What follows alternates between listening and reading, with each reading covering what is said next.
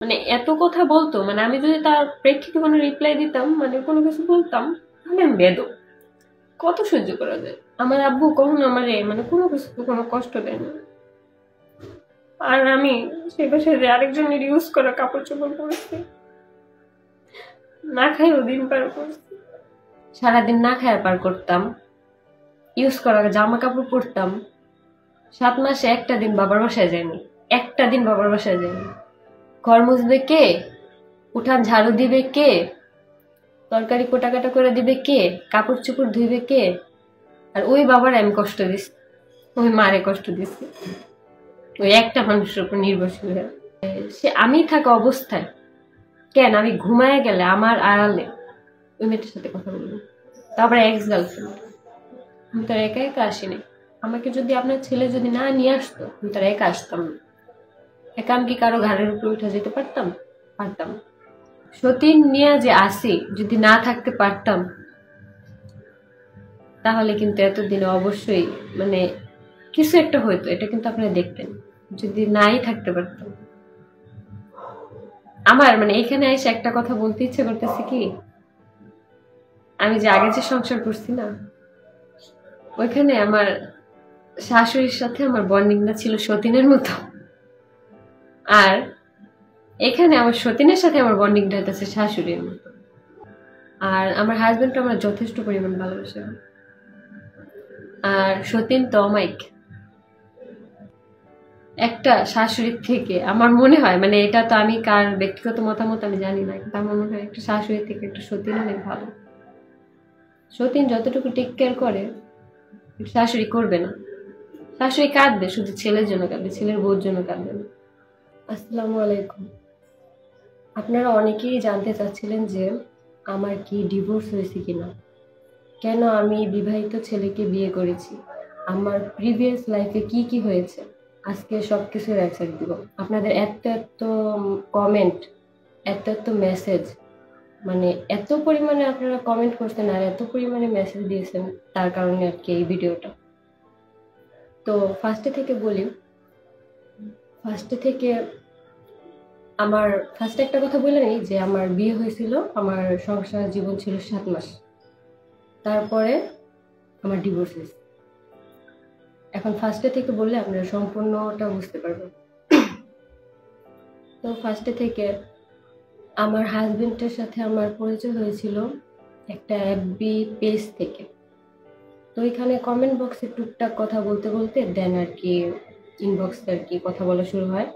তো আমার হাজবেন্ডের সাথে যখন আমার পরিচয় হয়, তখন আমার হাজবেন্ড মানে ওর এক্স হাজবেন্ড ওর বায়োডাটা আর কি যা আমাকে বলছে, আমি আমার বিয়ের পর অনেক কিছুই তার মিল খুঁজে পাইনি। যখন পরিচয় হয় তখন আর কি ও আমাকে বলছে যে ও ব্যবসা করে, কারের মানে রেন্টে কারের বিজনেস আছে। তা আমিও ভাবছি যে আছে, কারণ একটা ছেলে মানুষের মানে কি কর্ম করতেছে এটা খুবই জরুরি, যে একটা ছেলে বিয়ের পর তার ওয়াইফরে ভরণ পোষণ দিয়ে রাখতে পারবে কিনা, এটাই কিন্তু মেন। হোক সে বেশি টাকা কামাক বা অল্প টাকা কামাক। কিন্তু আমার হাজবেন্ড আমার সাথে শুরুতেই মানে এক্স হাজবেন্ড আমার সাথে শুরুতেই মিথ্যে কথা বলছে। তো যাই হোক, আমি মানে পুরোটা বলতেছি যে ও নাকি রেন্টে কারের ব্যবসা আছে, দেন মানে ওদের নিজেদের বাড়িঘর আছে, নিজেদের বাসা, মানে অনেক কিছুই বলছে, কিন্তু তার মধ্যে বেসিক যা এগুলো আর কি আমি বলতেছি। তো দেন আস্তে আস্তে আমাদের কথাবার্তা শুরু হলো। ফার্স্টে আমি রিলেশনে মানে আগাইতে চাইতেছিলাম না, কিন্তু আমার হাজবেন্ড এক্স হাজবেন্ডের সাথে আমার মানে ওই রকম ভাবে মানে কথা বলতে বলতে একটা পর্যায়ে আমার মনে হয়েছে যে না, রিলেশনটা করি, আমার জন্য মনে হয় মেবি ভালো হবে, এটা আমার মনে হয়েছে। কিন্তু যখন রিলেশন করছি, রিলেশন করার পরেও দিনগুলো আর কি ভালোই কাটতেছিল, মানে ভালোই যেতেছিল দিনগুলো।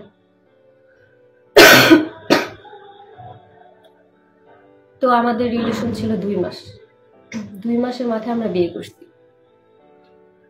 তো বিয়ে করার পরবর্তীতে ও বিয়ের আগে যে কাহিনীগুলো হয়েছে ওগুলোও বলি, ওগুলো না বলে তো বুঝতে পারবেন না। তো 2 মাস পরে আর কি আমরা বিয়ের ডিসিশন নিয়েছিলাম, মানে আরো বেশ কিছুদিন পর, কিন্তু ভাবতেছি যে না, তাড়াতাড়ি করে ফেলে ভালো। আর তার মধ্যে আমার বাসা থেকেও, আমার ফ্যামিলি থেকেও বিয়ের জন্য অনেক প্রেশার দিতেছিল। তো ওইটা আর কি আমি আমার ওই তখন আমার এক্স হাজবেন্ডকে জানাই যে আমার বাসা থেকে তো বিয়ের জন্য প্রেশার দিতেছে, তো কি করবো। তো বলতে যে আমার বাসায় আর কি আমি বলি, দেন আর কি তোমাদের বাসায় যাই, তোমার দেখে আসি। তো ঠিক আছে, ও যেই কথা ওই কাজ।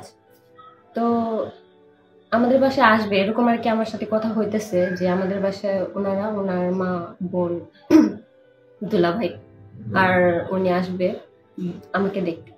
তো তার কথাবার্তার মধ্যেই আমরা একদিন মিট করি, মানে আমাদের বাসায় তারা আসবে দেখতে, এটা আর কি তার কয়েকদিন আগে আমরা মিট করি। তো ওই মিট করার আগের দিন আমি ওর একটা এফবি পাসওয়ার্ড নিই, মানে হঠাৎ করে এমনি। তো নেওয়ার পর আর কি দেখতে পারি যে ওর গায়ে হলুদের ছবি। তো আমি ভাবছি কি যে ওইটা মেবি ওই যে অনেকের আছে না জন্মদিনের সময় মানে গায়ে হলুদ করে, বা অনেক অকেশন আছে যে গায়ে হলুদটা আগে করে, মানে অনেক ফ্যামিলিতে করে। আমি ভাবছি কি ওইটাই সম্ভবত মেবি। তো আমি আর কিছু জিজ্ঞেস করিনি। কিন্তু রিলেশনের শুরুতেই ও আমাকে বলতো কি আমার লাইফে একটা বড় অ্যাক্সিডেন্ট আছে, একটা মেয়ের সাথে রিলেশন করছে। আমি ভাবছি কি ওই মেয়েটা ওরে মানে ছেড়ে চলে গেছে, এটাই বড় অ্যাক্সিডেন্ট। খালি বলতো যে আমার লাইফে একটা বড় অ্যাক্সিডেন্ট আছে, এটা তোমাকে পরে বলবো পরে বলবো, কিন্তু এটা আর কখনো বলেনি। তো ওই ছবিটা আমি ওই দিন দেখার পরে আমি ভাবছি যে হয়তো ওর গায়ে হলুদের। তো আমি যখন ওর আক্স করছি যে তোমার কি বার্থডের সময় তোমার গায়ে হলুদ হয়েছিল, তারপর বলে কি যে কেন। আমি বলছি যে তোমার আইডিতে আমি এরকম এরকম পিক দিচ্ছি, গায়ে হলুদ, মানে গায়ে হলুদ তোমাকে হলুদ দিতেছে স্টেজে বসে এরকম, কিন্তু এখানে তো তুমি একা। আমি আবার মানে ওইভাবে যদি আমি যে ছবিগুলো দেখছি ওইখানে যদি আরেকটা মেয়ের ছবি দেখতাম তাহলে ব্যাপারটা অন্যরকম না ইয়া, কিন্তু আমি শুধু ওর একার ছবিই দেখছি। মানে মেসেঞ্জারে কে যেন দিচ্ছে মনে হয়, সেন্ড করছে, এটাই এই টাইপের কিছু। তো আমি ওকে জিজ্ঞেস করার পরে বলতেছে যে আমি তোমাকে বলছিলাম না আমার লাইফে একটা বড় অ্যাক্সিডেন্ট আছে, আমি বলবো তোমাকে। তো ওই দিন রাত্রে আর কি আমি রাগ করে আছি যে কি বলবো, কি এমন কিছু যে বলবো। তো বলে না, ফোনেও বলতেছে না, মিট করার পরে নাকি বলবো। তো গেলাম মিট করতে তারপরের দিন। আমি মানে লিটারলি মানে কথাটা শুই না আমি অবাক হয়ে গেছি যে রিলেশনের 2 মাস পরে সে বলে যে আমার আগে বিয়ে হয়েছিল, আমি ম্যারিড, ডিভোর্স হয়েছে আর 2 বছর আগে। মানে আমি শুই না, মানে এমন ভাবে শকড হয়েছি যে এই কথাটা আমার কাছ থেকে কেন লুকাইছে। আমি যদি ওই ফেসবুকে ওই ছবিটা যদি না দেখতাম তাহলে সে আর আমাকে মানে বলতোই না, আমার মনে হয় না যে বলতো। ওইটা দেখার পরে আক্স করার পরে সে আমার বলতেছে। তো তার আপন খালতো বোনের সাথে তার বিয়ে হয়েছিল, কিন্তু ওই বিয়ের পরপরই ডিভোর্স হয়ে যায়। কেন ডিভোর্স হয়েছে এটা ওনার ফ্যামিলি আর তার ওই বোনের ফ্যামিলি ভালো জানে। তো আমি তো এখানে উপস্থিত ছিলাম না, আমি জানিও না। আমার যতটুক মানে বলছে ঠিক ততটুকু আমি জানি। ওই কথাটা শুই না আমার এত পরিমাণে খারাপ লাগছে, মানে ওই দিন এমন একটা মানে পর্যায়ে চলে আসছে যে আমার আর 2-1 দিন পর আমার দেখতে আসবে, তার আগে শুনি যে ম্যারিড। এখন আমি বাসায় আমি বলছি ওর কথা, ওর ছবি দেখাইছি, পছন্দ করছে, সবকিছুই ঠিক আছে। এখন আমি বাসায় যাই কোন মুখ নিয়ে বলবো যে আমার হাজবেন্ড মানে এক্স হাজবেন্ডের আগে একটা বিয়ে হয়েছিল। তারপরও আম্মুকে কোনো রকম ভাবে মানে বুঝাইছি যে মানুষের তো লাইফ অ্যাক্সিডেন্ট হয়, আগে তো নিজেরও বুঝাইতে হয়েছে, তারপর তো আম্মুরে বুঝাইছি যে আম্মু মানুষের লাইফে তো অ্যাক্সিডেন্ট হয়।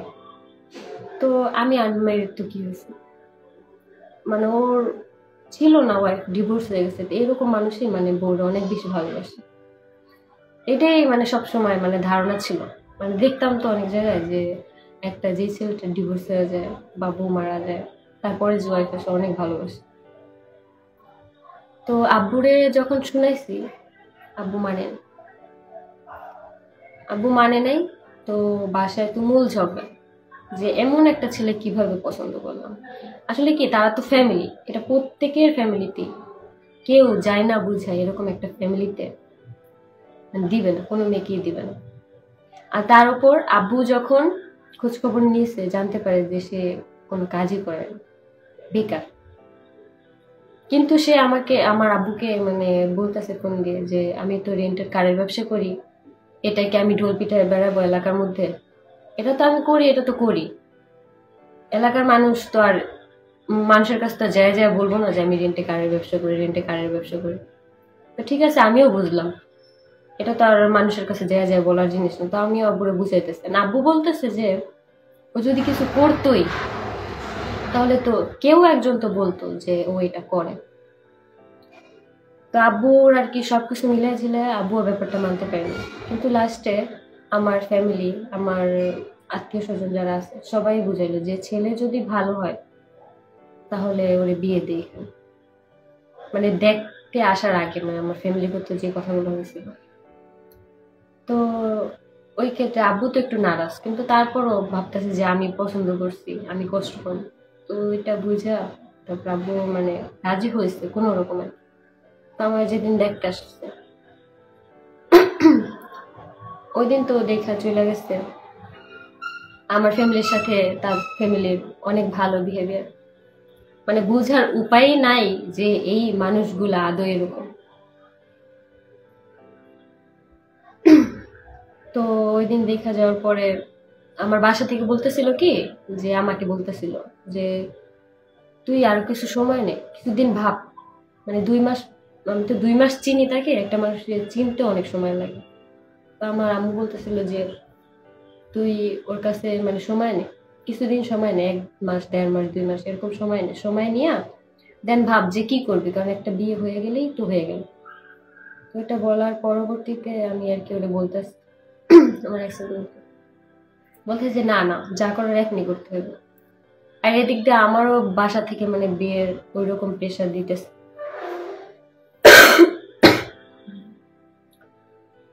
তো এত কিছু ভাবার কয়েকদিন পরে হুট করে ভাবলাম কি জানো, হুট করে ভাবলাম যে না, এইভাবে হইতেছে না, বাসা থেকেও রাজি হইতেছে না। মানে বাসা থেকে বলতেছে সময় নিতে, কিন্তু আমি মানে তার প্রতি এরকম দুর্বল হয়ে গেছিলাম যে আমি চাইতেছিলাম না যে সময় নিতে। তো হইলো কি, মানে বাসা থেকে বের হয়ে মানে এক কাপড়ে চলে গেল। তো ওই দিন মানে জানতো, ওর ফ্যামিলি জানতো যে ও আমাকে নিতে আসতেছে। আমাদের বাসার সামনে সিএনজি নিয়ে এসে দাঁড়াইছে, নিয়ে যাবে। তা আমি তো বাসায় তো বলিনি কিছু, আমার আম্মুরও কিছু বলিনি। মানুষের যে আম্মু ক্লোজ ফ্রেন্ড থাকে, আমার আম্মু ছিল ক্লোজ, কিন্তু এগুলো বলিনি। আমার আম্মু যদি বলতাম আজকে, তাহলে আমার এত কিছু হইতো না। মানে আমি আমার আম্মুর কাছে সবসময় ঋণী থাকি, কারণ আমার আম্মু আমার যথেষ্ট পরিমাণ সাপোর্ট করছে। তো সে যখন আসছে আমাকে নিতে, তার ফ্যামিলি জানতো, কিন্তু আমাকে বলছে কি যে আমার ফ্যামিলি মানে তুমি সবাইকে বলবা যে আমার ফ্যামিলি জানে না, জানে না। ইভেন আমি যেদিন চলে আসবো তার আগের দিন আমার এক্স হাজবেন্ডের মা আমার ফোন দিয়ে বলতেছে, মা তুমি মানে যখন আসবা, যেইভাবে আসবা, আমি তোমাকে ওইভাবে ওই পরিস্থিতিতে বরণ করে নিই। মানে এমন মধুর মধুর কথা, তখন তার বুঝি নেই যে তারপরে যে কি হইতেছে, আমার লাইফে কি হইতে চাইতেছে, এগুলো তোর বুঝি না। মানে তার ওই কথাটাই আমি আশ্বাস পেয়েছিলাম যে না, এটলিস্ট আমার এক শাশুড়ি তো আর কি মাইনা নিচ্ছে, কে কি মানলো কে কি করলো এটা দেখার সাবজেক্ট না। উনি তো মাইনা নিচ্ছে, উনি তো আমাকে নিবে, যদি আমি আসিও নিবে তো আমাকে। তো গেলাম ওই দিন। ওই দিন যাওয়ার পরে মানে এরকম একটা মানে ওই দিন আমরা তাদের বাসায় উঠিনি, তার এক কুকুর বাসায় উঠছিলাম। তো আমার বাসা থেকে মানে ফোন দিতেছে, আমি ফোন রিসিভ করতেছি, আমার এক্স হাজবেন্ড বলতেছে ফোন ধরা দরকার নেই, শুধু এতটুকু জানাইছি যে আমার বিয়ে করে নিচ্ছে। তো ওই কথাটা বলার পরে আমার ফ্যামিলির উপর দিয়ে যে কি গেছে শুধু তারাই ভালো জানে। আমি তো সুখী আছি, সুখী না আমি, কারণ পছন্দের মানুষকে তো পেয়ে গেছি। তো তারপরে আমি যখন ওই বাসায় চলে যাই, তার ফুফুর বাসায় উঠছি। ওঠার পর ওই দিনটাতে তাদের বাসায় আমাকে নেয়নি, ভাবছে যে আমার ফ্যামিলি থেকে আসলে যদি কোনো ঝামেলা করে আমাকে যদি নিয়ে যায়, এটা ভেবেই নেয়নি। তো তার বোন আমাকে বলতেছে যে যে আমার ভাইয়ের যে আগে একটা বিয়ে হয়েছে তুমি কি জানো? আমি বলছি হ্যাঁ আপু আমি সব জানি, কিন্তু আমার কোনো সমস্যা নেই, কারণ একটা মানুষের লাইফে অ্যাক্সিডেন্ট হইতেই পারে। এই বর্তমান যুগে দাঁড়ায় কেউ বুকে হাত দিয়ে বলতে পারবে না যে আমার কোনো এক্স গার্লফ্রেন্ড নেই, কোনো বয়ফ্রেন্ড নেই। প্রত্যেকটা মানুষ আছে, যে বলে যে নাই তারই আরো বেশি আছে। তো আমি বলছি যে না ওইটা তো, আমি খালি এতটুকু জিজ্ঞেস করেছিলাম আপু ওইটা কি মানে ডিভোর্স হয়েছে নাকি ডিভোর্স হয়নি, বলতেছে যে না ওইটা ডিভোর্স হয়েছে। তাই আমি ভাবছি যে না এটা নিয়ে তো আর কোনো সমস্যা হবে না, যেহেতু ডিভোর্স হয়ে গেছে। তো তারপরে এটা আক্স করার পর আমার আর কিছু বলেনি, তারপরের দিন বাসায় নিয়ে গেছে। নেওয়ার পরে ওই দিন বিকালে আমার বাবার বাসা থেকে লোক আসছিল কিছু, তাদের বাসায়, মানে আমার বাবার বাসা থেকে লোক আসবে এটাই স্বাভাবিক না, যে একটা মেয়ে পালায় চলে আসছে ওই বাসায় কি আমার বাবা যাবে না? তো যাওয়ার পরবর্তীতে আমার আত্মীয় স্বজনরাও কিছু গেছিল, আমার বাবা আমার মা গেছিল। তখন আমরা ওই বাসায় ছিলাম না, তখন ছিলাম আমরা তাদের ফুফুর বাসায়। তো এক কথায় দুই কথায় কথা কাটাকাটিতে মানে আমার ফ্যামিলির লোকজন তারা গেছিল যে আজকে যা করার মানে মানে বিয়ে টিয়ে যদি দেওয়ার লাগে তাহলে দিয়ে আসবো, সব ঝামেলা মানে মিট করে দিয়ে আসবো, কারণ যেহেতু মেয়ে ও তো সংসার করে এখানে খাইতে হইবে। তো তাদের এক কথায় আমার ফ্যামিলির এক কথায় মানে দুনো ফ্যামিলিরই দোষ আছে। এক কথায় দুই কথায় কথা কাটাকাটিতে এমন ভাবে এই জিনিসটা হলো যে আমার ফ্যামিলির মানে সবাই ওই বাসা থেকে বের হয়ে চলে গেছে, মানে কথা কাটাকাটির কারণে। তারাও বলছে আমার ফ্যামিলির থেকেও বলছে, এখানে আমি কারো দোষই দিই না। তো এটা হওয়ার পরে আমাদের রাতে বাসায় নিচ্ছে। রাতে বাসায় নেওয়ার পরে আমাকে বলতেছে যে আমার জন্য কাপড় চোপড় বানায় ওয়ার্ড্রোব ভরে রাখছে, নতুন বউ কাপড় চোপড় বানিয়ে রাখছে। আমাকে ফ্রেশ হতে বলতেছে যে আমি ফ্রেশ হবো। তারপর আমি ফ্রেশ হতে গেলাম। এমন কাপড় চোপড় বানাইছে আমার শরীরে মানে লাগে না, ঢিলা হয়। আসলে কি ওইগুলো আমার মানে আমার এক্স হাজবেন্ডের বোনের কাপড় চোপড়, মানে ইউজ করা, বুঝতে পারছেন? মানে ইউজ করা কাপড় চোপড় মানে আমাকে পরতে দিচ্ছে, ওগুলো আমার জন্য নতুন বানাই আনছে। তারপরে আমি আর কিছু বলিনি, আমি তো বুঝতে পারছি, কারণ এতটুক বড় হয়েছে এতটুক বুঝার তো ক্ষমতা আছে, আছে না? আছে। তো আমি কিছু বলিনি, কারণ ভাবতেছি আমি বাসা থেকে না বলে চলে আসছি, এখন তো আমার আশ্রয় এটাই, এটা আমার হাজবেন্ডের বাসা। তো ওইটা বলার ফ্রেশ হইলাম, ফ্রেশ হয়ে খাওয়া দাওয়া করতে বসছি। আমার এক্স হাজবেন্ডের এক বন্ধু মানে খাওয়া দাওয়া করতে বসছি ওই অবস্থায় মানে আসছে বাসায়, নতুন বউ দেখতে আসছে। তো আসার পরে মানে ওরে আড়াল নিয়ে বলতেছে যে আগেরটা কি করবি, না আগের ওয়াইফরে কি করবো। তো আমি শুনছি কথাটা, তারপর আর কিছু বলিনি, মানে ভাবছি যে আগের ওয়াইফ ছিল, বলতেই পারে। তো গেল। তো আসতে তারপরের দিন যখন সকালে ঘুম থেকে উঠছি নাস্তা খাইতে দেওয়া হয়েছে। তো নাস্তা টাস্তা খাইলাম, খাওয়ার পরে কাজ টাজ কি করবে, ওই দিন না আমাকে কোনো কাজ টাজ করতে দেওয়া হয়নি, আমি শুধু দেখবো জাস্ট, কাজ করা লাগবে না। তো তারপরে কিছুদিন পরে কাজের এরকম প্রেশার, মানে রাত্রে ঘুমাইতে যেতাম 12টার পরে, ঘুম থেকে উঠতাম মানে 6টা বাজে, 6টা 6:30 7টা এরকম। এর পরবর্তীতে যদি উঠতাম তাহলে কথা শুনতে হতো যে বাড়ির বউ কি এত বেলা ধরে ঘুমায়, ছেলের বউরা এত ঘুমায় না, এত ঘুম কিসের, এত ঘুম কই থেকে আসে, এগুলা মানে এগুলা তো আমারই মিন করেই বলতো, আমি তো শুনতাম। বা অনেক সময় এগুলোও বলতো না, অন্য কিছু নিয়ে রাগারাগি করতো আমার শাশুড়ি, বুঝতাম তো এগুলো যে কারে বলতেছে। তো আমিও তো মন রক্ষা করার জন্য যা যা করা লাগতো করতাম। মানে কাজের এত পরিমাণে প্রেশার ছিল, আমি সকালবেলা 6টা বাজে উঠা মানে বাড়ির উঠান ঝাড়ু দিতে নিলে মানে 1 ঘন্টা 1.5 ঘন্টা পার হয়ে যেত বাড়ির উঠান ঝাড়ু দেওয়ার ভিতরে। মানে এগুলো তো আমি কখনো করি নাই, কিন্তু এগুলো আমি করতেছি এখানে। তারপরে রান্না বান্না মানে কোটাকাটি সম্পূর্ণ আমিই করে দিতাম। রান্না করতে শুধু আমার শাশুড়ি। তো সব কাজই টুকটাক করতাম, টুকটাক কি সবই করতাম। এই কাজ করতে করতে করতে করতে কাজ শেষ হইতো কখন জানেন? কাজ শেষ হইতো 3টা বা 4টা বাজে। তখন গোসল করতে যেতাম, মানে দুপুরের গোসল তখন করতে যেতাম। গোসল করতে যেতাম তখন। তো গোসল করে আস্তে আস্তে 5টা 6টা বাজে যেত, 6টা বাজে দুপুরের ভাত খেতাম। তো দুপুরের ভাত খায় একটু শুইলেই দেখা যেত কি মানে ঘুম আসা পড়তো। মানে সারাদিন তো মানে ওইরকম ভাবে রেস্ট নেওয়া হয়নি, তো ঘুম আসা পড়তো। একটু ঘুমাইলেই মানে তারপরে আবার লাফ দিয়ে উঠতে হইতো যে কি বলবো কি বলবো, মানে এটা নিয়েই কি ভাববো কি বলবো, যে ঘুমাইতেছে এখন এই বেলায়। তারপরে একটা কাজের লোক ছিল, তো আমি যাওয়ার পরে ওই কাজের লোকটার মানে ফ্যামিলিগত সমস্যার কারণে ওই লোকটা আর কি কাজ ছেড়ে দিছে। তো তারপরে টোটাল কাজ আমার উপরে এসে পড়ে। 4টা বেডরুম, একটা ডাইনিং, এগুলা রেগুলার আল্লাহ খোদা 30টা দিন বসতে হইতো।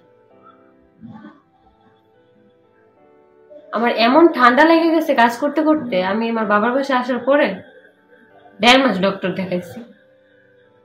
1.5 মাস ডক্টর দেখায় আমার ঠান্ডা ভালো হয়নি, এখন আমার ঠান্ডা ভালো হয়নি।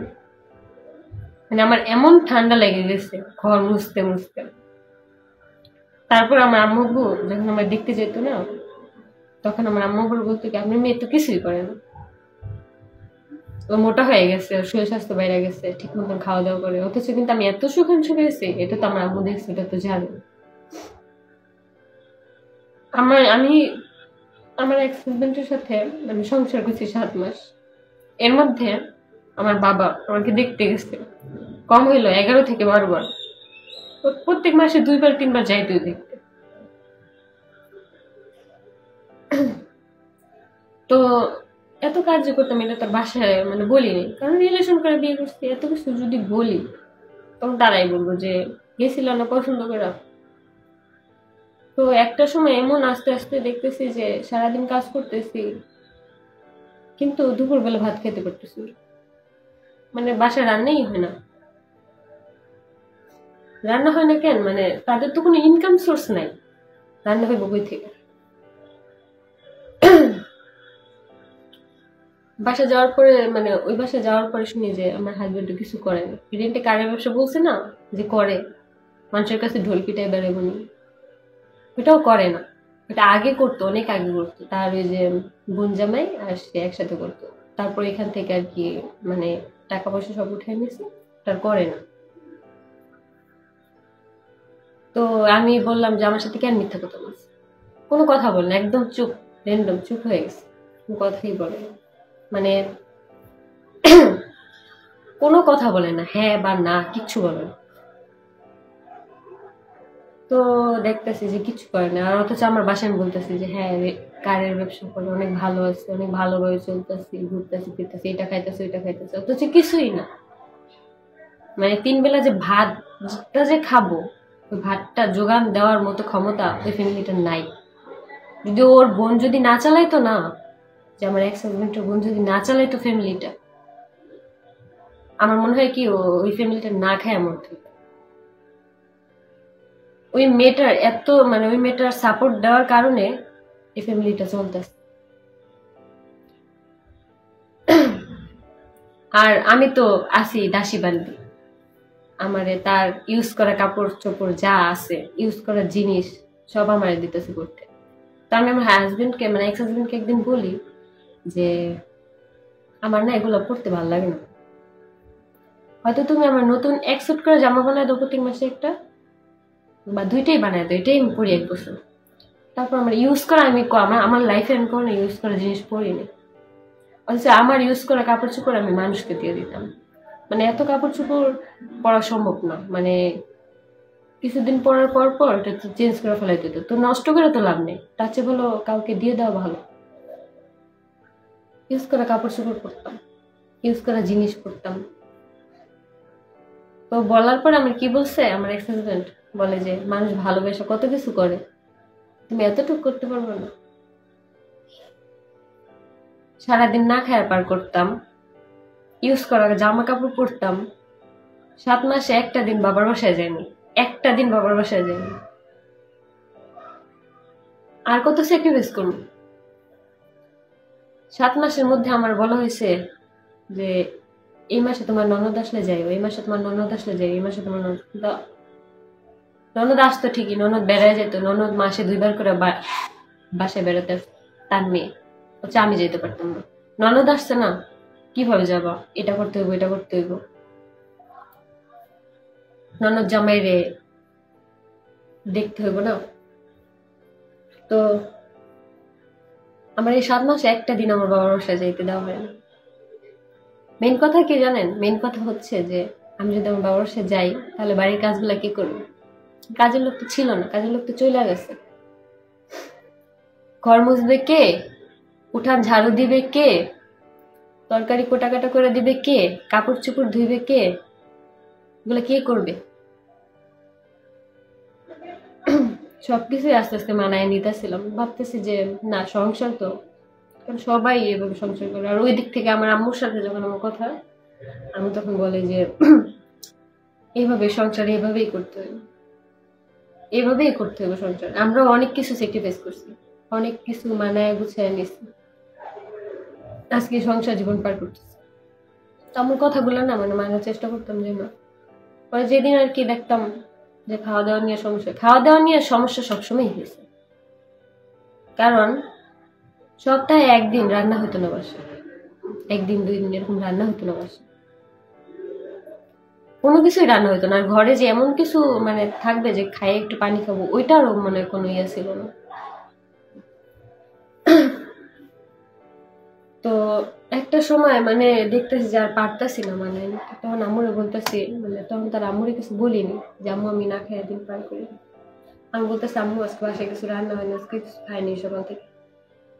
আমি বলতেছে হ্যাঁ গো, দুঃখের সময় যদি না থাকো, সুখের সময় তোমার দিয়ে কি হইব? হেরাও তো না খাইয়া আছে, তুমিও না খাইয়া থাকো, কিছু করার নেই। ঘরের কথা বাইরে বলা উচিত না। আম্মুর কথাগুলো মানার ট্রাই করতো। কিন্তু আমি যে যে ছোট থেকে যে বড় হয়েছি, কোনোদিন আমার না খাওয়া দিন পার করতে হয়নি আলহামদুলিল্লাহ। আমার আব্বু মানে এত পরিমাণে কি বলবো, আর ওই বাবার আমি কষ্ট দিচ্ছি, ওই মারে কষ্ট দিচ্ছি, ওই একটা মানুষের উপর নির্ভরশীল হয়ে।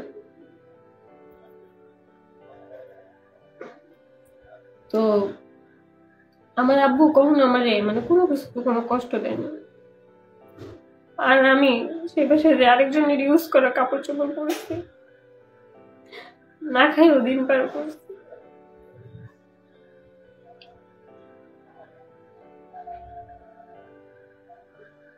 তো আস্তে আস্তে দেখতেছি কি মানে আর কিছু মানায় না, সম্ভব হইতেছে না। মানে আমার শাশুড়ি এমন ছিল যে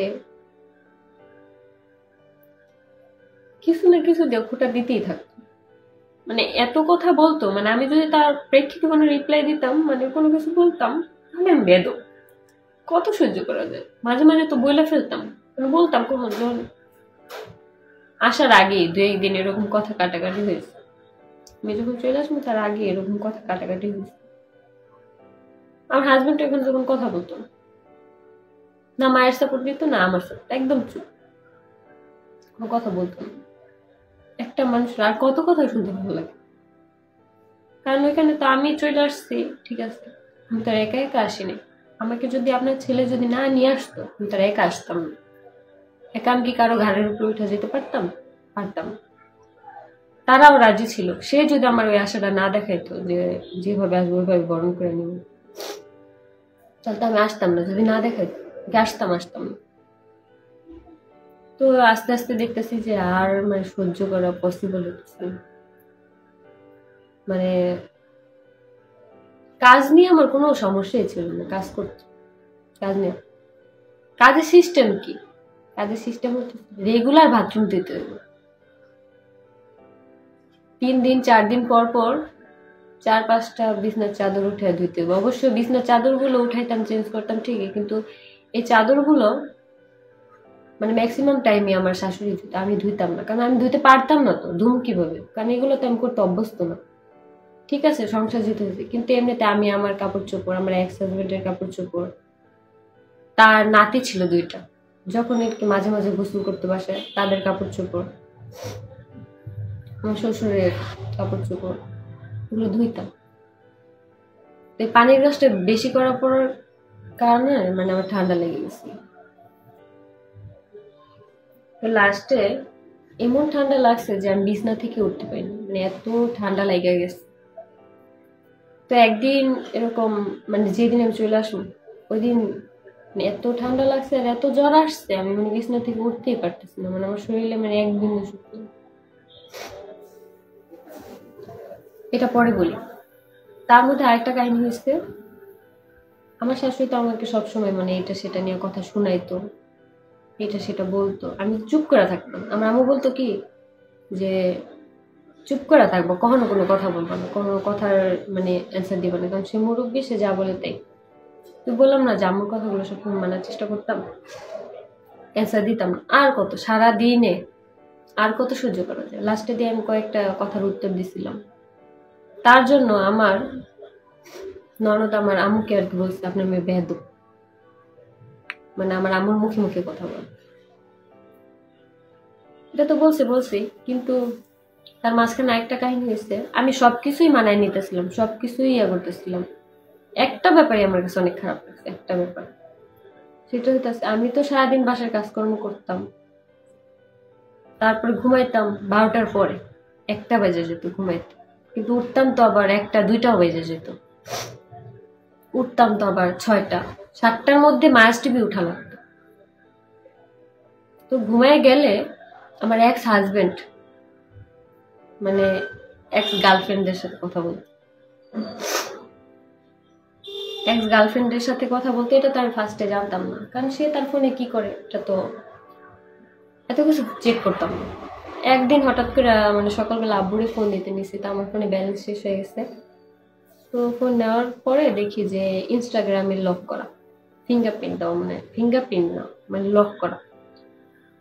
তো আমি ভাবতেছি যে এতদিন তো ইনস্টাগ্রাম দেখছি মাঝে সাঝে, কিন্তু কখনো তো লক করা দেখিনি, আজকে লক কেন?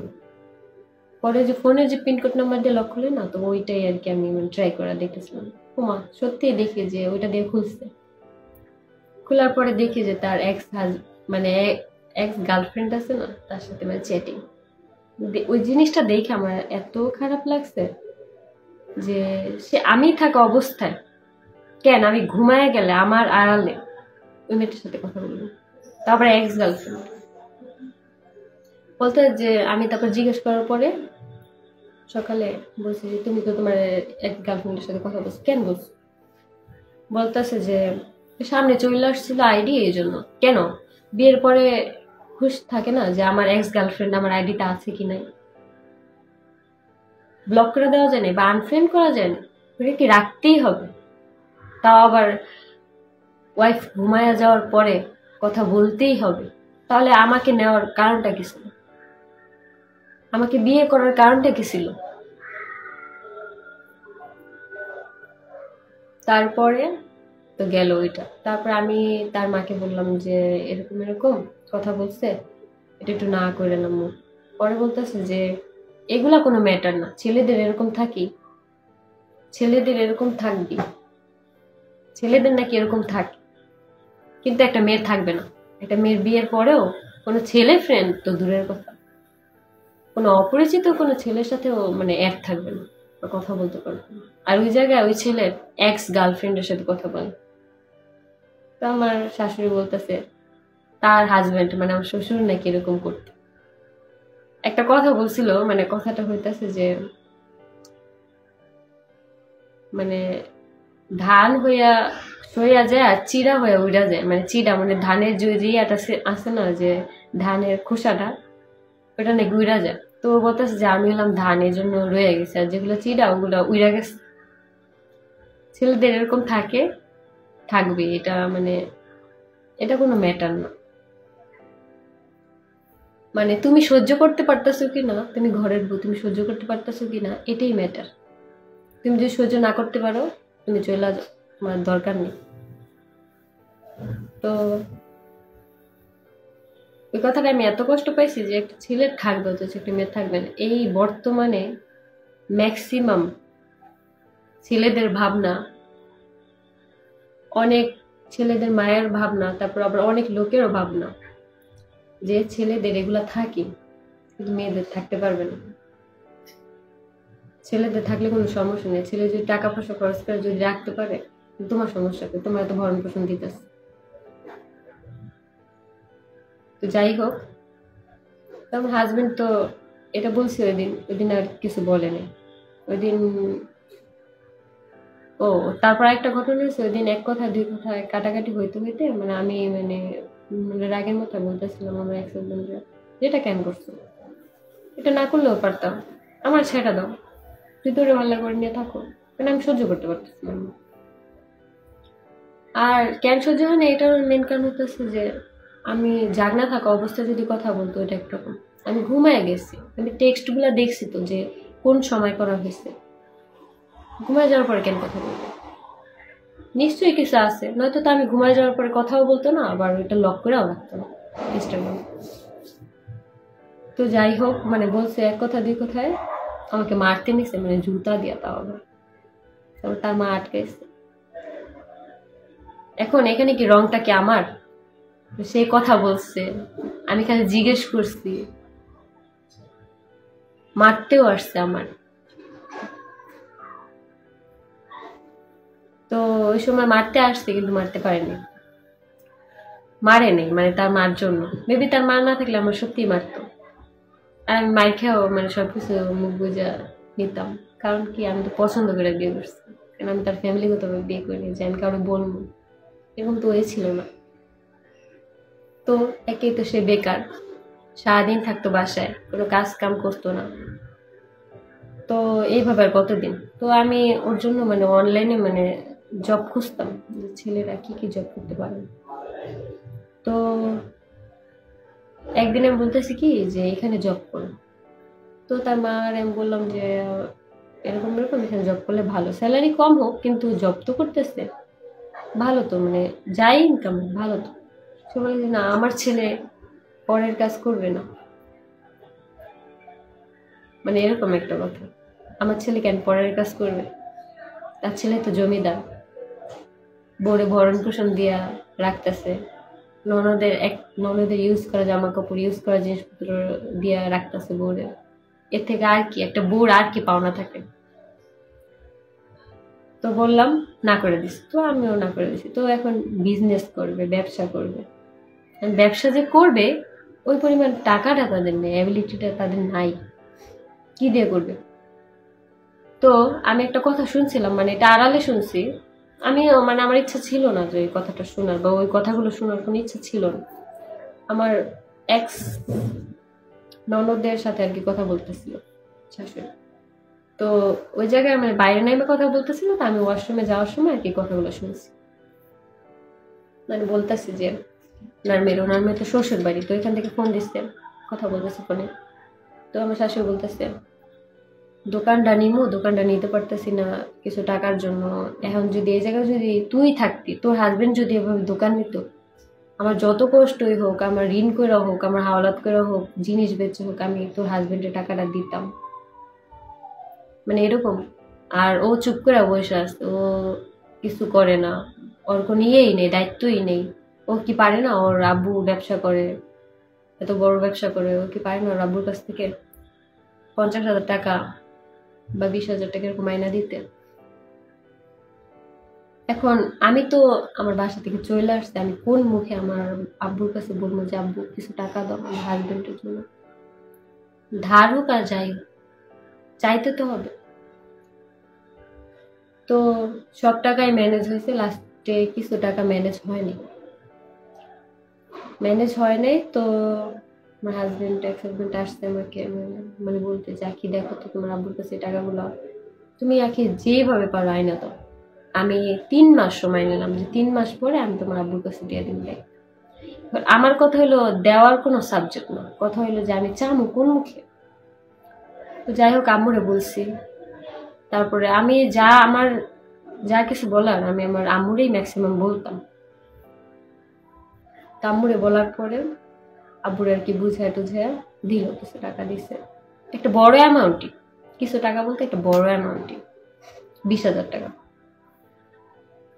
তো আমিও বেশি চাইনি, কারণ আমারও লজ্জা লাগতেছিল চাইতে। তো দেওয়ার পরে আমার হাজবেন্ড মানে ওরে জিজ্ঞেস করছি, জিজ্ঞেস করার পর 3 মাস সময় নাও, 3 মাস পরে আমি দিয়ে দিব, কারণ দোকানটা রানিং করে ফেলাম, দিয়ে দিতে পারবো, কোনো সমস্যা নেই। অনেক বলার পরে আমি আমার বাবার কাছ থেকে টাকা এনে দিছিলাম, 20,000 টাকা। তো ওই টাকাটা সে আদৌ আমার বাবাকে ব্যাগ দেয়নি, উল্টা থাক আর কিছু না বলি, ব্যাগ দেয়নি, এটা এখনো দেয়নি।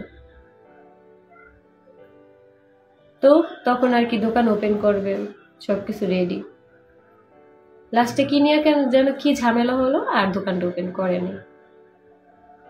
আমি আর কিছু বলিনি, কারণ আমি কিছু বললেই ওইটা নিয়ে কথা হয় বাসায়। ওই বাসার কথা হইতাছে যে তার বোন আর বোন জামাই যা বলবে ওইটাই রাইট। আমাদের ওই বাসায় যদি কিছু ভালো মন্দও রান্না হতো, তার বোন আর বোন জামাই যখন আসবে তখন রান্না হতো, এছাড়া হতো না।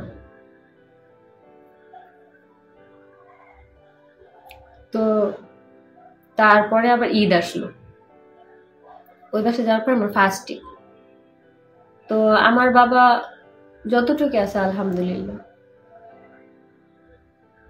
তো আমার বাবা আর কি শপিং করে দিবে, তো এই জন্য আমাদেরকে যাইতে বলতেছে যে আখি তুই আয়, রাজনীতি আয়, মার্কেট করে দিই, ঈদটা এসে করছে। তো ঈদ আসছে, তো মার্কেট করে দিব। তো আমিও বলছি, কয় না যাওয়া সম্ভব না, মানে আমার শাশুড়ি যখন বলছি যে আব্বু তো এরকম এরকম যাইতে বলতেছে, কি করবো আপনারা কিছু বলেন, কারণ এতদিন হয়ে গেছে আমি বাসায় যাইতে পারতেছি না।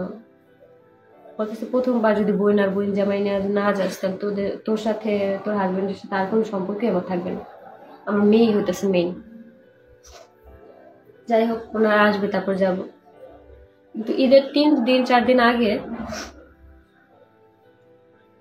আমি আমার এক্স হাজবেন্ডকে বলতেছি কি যে প্রায় 6 মাসের মতো হয়ে গেছে অলরেডি, 5 মাস 6 মাসের মতো হয়ে গেছে, আমি আমার ছোট ভাই বোনগুলো দেখিনি, ওদের তুমি নিয়ে আসো যে। তো গেছে আনতে, তো এইখান থেকে তো এইখানে আমার বোন আর আমার ভাইরে যে নিয়ে আসতে বলবো, এখানে তো আমার শাশুড়ির পারমিশন নেওয়া আমার মনে হয় না মানে দরকার, কারণ ওরা তো এমন কোনো মেহমান না যে পারমিশন নিয়ে আসতে হবে।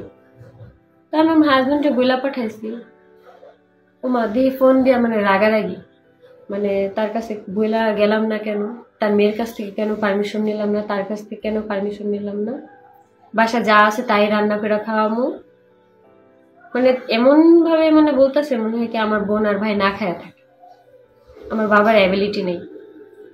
সেই জন্যই তো মানে মাঝে মাঝে বাসায় রান্না হতো না, না খায়া থাকতাম, না খায়া দিন পার করতাম, কইতে গেলে এগুলো হানা আমার দোষ। এত কিছু সহ্য করেও এই জবানায় কোনো মেয়ে এত কিছু সহ্য করবো না। তো আনতে গেছে, আনার পরে মানে এরকম একটা ভাব যে আমার বোনরা খাইতে আসছে, অথচ কিন্তু আমি এই 5-6 মাস ধরে আমি আমার ছোট ভাইরা দেখিনি, ছোট বোনরা দেখিনি। তো আসার পরে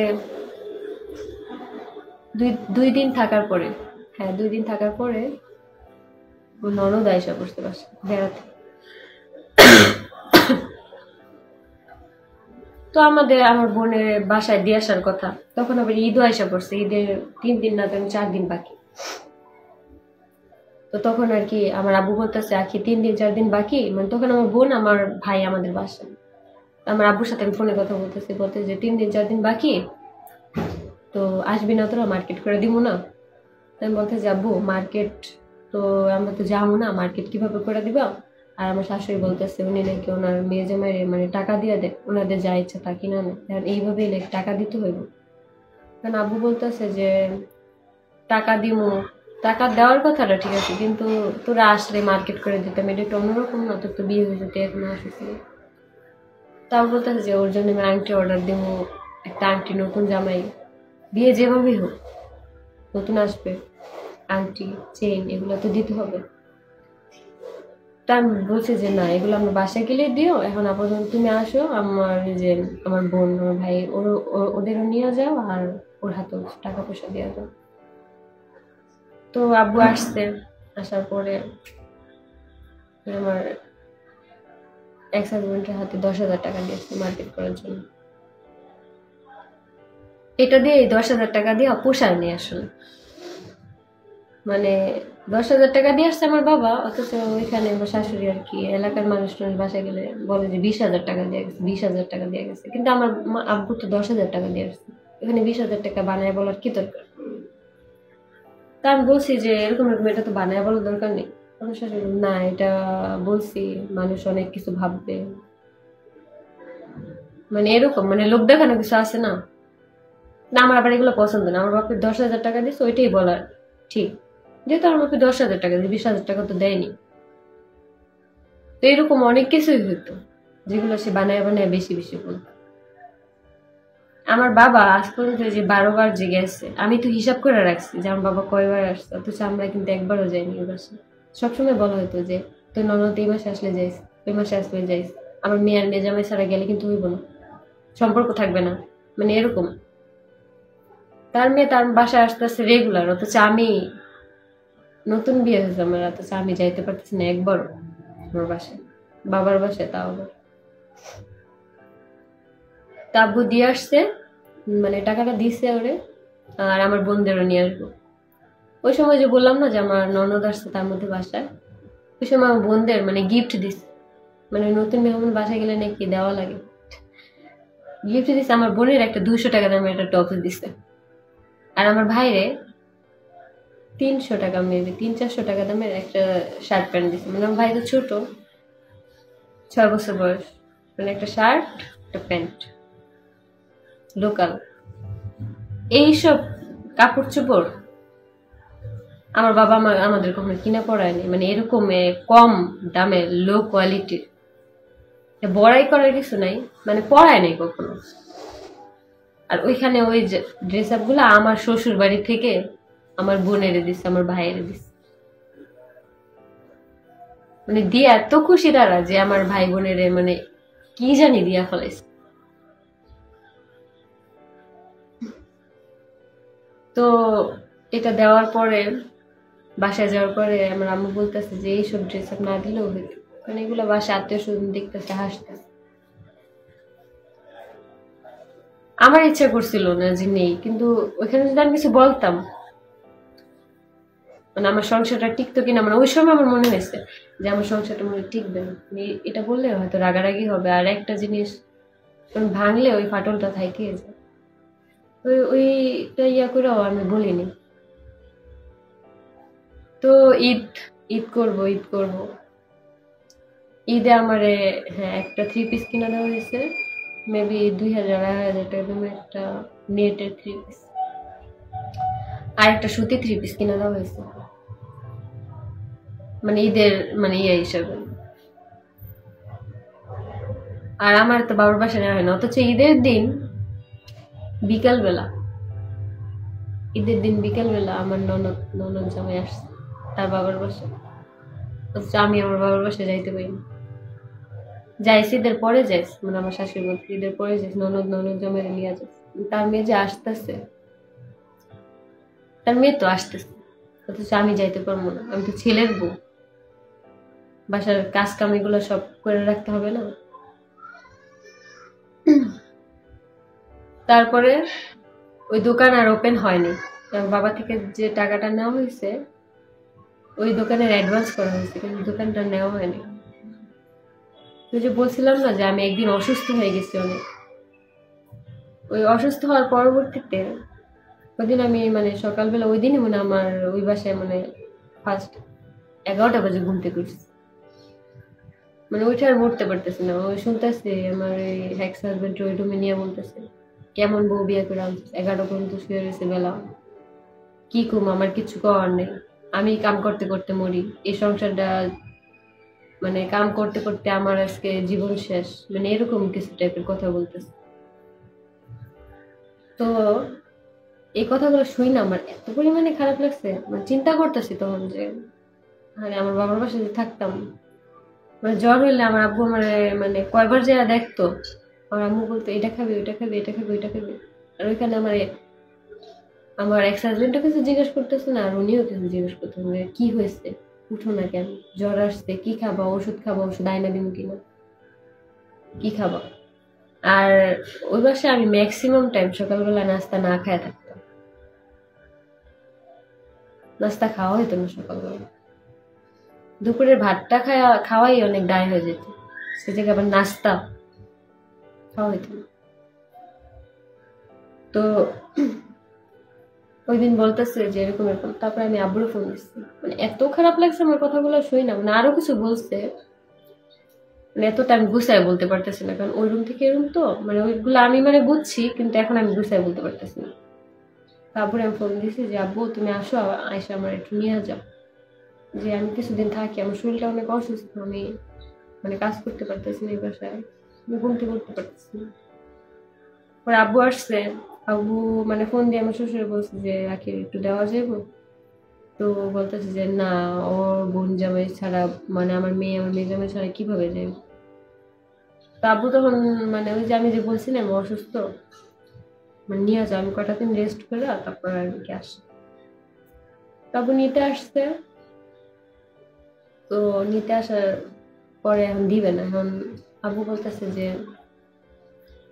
আখির দাদি তো অসুস্থ, মানে ওরে দেখতে চাইতেছে অনেক, মানে এই কথা বলে আর কি নিয়ে যাবে, অনেক অসুস্থ ছিলাম, মানে হাঁটতে পারতেছিলাম না এরকম অবস্থা।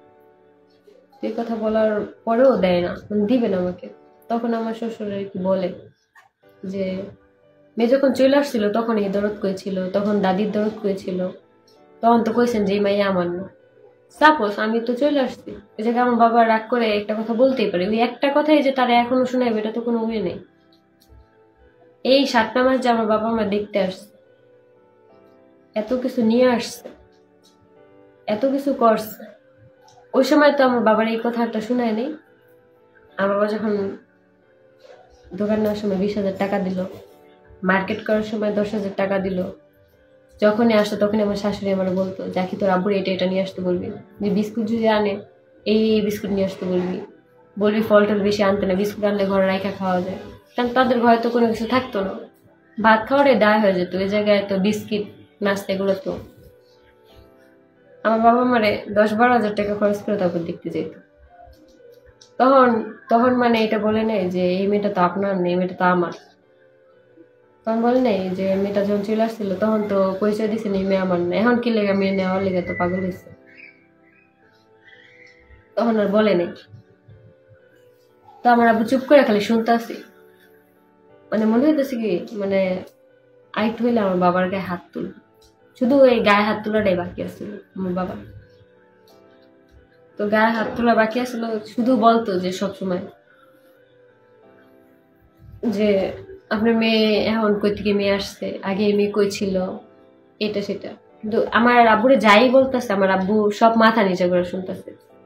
ওই দিন আমার কাছে আমার এত ছোট মনে হয়েছে যে আমার আব্বু এরকম একটা মানুষ ওই জায়গায় আজকে আমার লিখা আব্বুরে মাথা নিচে করে কথা শুনতে হইতেছে। ওখানে আমার হাজবেন্ডও কিছু বলতেছে না যে আখির আব্বুরে কেন এগুলো বলতেছে না এগুলো, মানে কিছুই বলতেছে। আর এগুলো বলার পর এক পর্যায়ে আমি আর কি মানে এতটা রাগ হয়েছে, মানে এরকম এরকম কিছু আমার আব্বুর বলতেছে, তখন আমি বলছি যে আপনাদের এই বিহেভিয়ার কারণে আপনার যে আগের বউটা চলে গেছে। এই কথাটা কিন্তু আমি 7 মাসে একবারও বলিনি, কিন্তু এই কথাটা মানে এই মানে আগের বউ প্রেক্ষিতে কথা মানে আমার শাশুড়ি আমাকে অনেকবার শুনেছে। আগের বউ সকালবেলা উঠে ঘর ঝাড়ু দিত, সব কাজ করতো, তারে কোনো কাজ করতে দিত না, সে যা করতো তার হাতে থেকে কাইরা নিয়ে করতো, সব করতো, কিন্তু আমি করতাম না, মানে আমি মানে যা করার তো করতাম কিন্তু তার হাত থেকে কাইরা কেন কাজ করতাম না। সে ঘুমে থাকতে সবকিছু মানে কাপড় চোপড় ধোয়া হয়ে যেত গা, ঘরটা মুছা হয়ে যেত গা, সে ঘুমে থাকতে। তো আমার আব্বুর এমন ভাবে কথা বলতেছে, আব্বু শুধু চুপ করে খালি শুনতেছে, তাও আমার মাথা নিচে করে। আর আমার দিকে একবার তাকাচ্ছিল আমার আব্বু। আমি মানে আব্বুর দিকে তাকিয়ে এত খারাপ লাগছে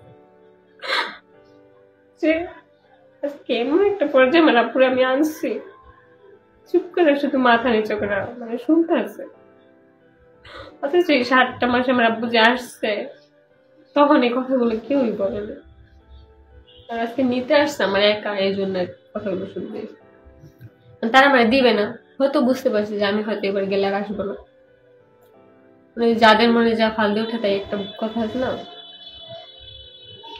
মানে এরকম আর কি। যে আমার শাশুড়ি একটু পর আসতেছে, আমার ওই রুমে নিয়ে যেতেছে। আমি বলতেছি কি হয়েছে বল। আমি বলতেছি যে আমি তো অসুস্থ, কিছুদিন বাসা থেকে আসি, তারপরে আর কি আসলে আমার দাদিও তো অসুস্থ, দেখে আসি।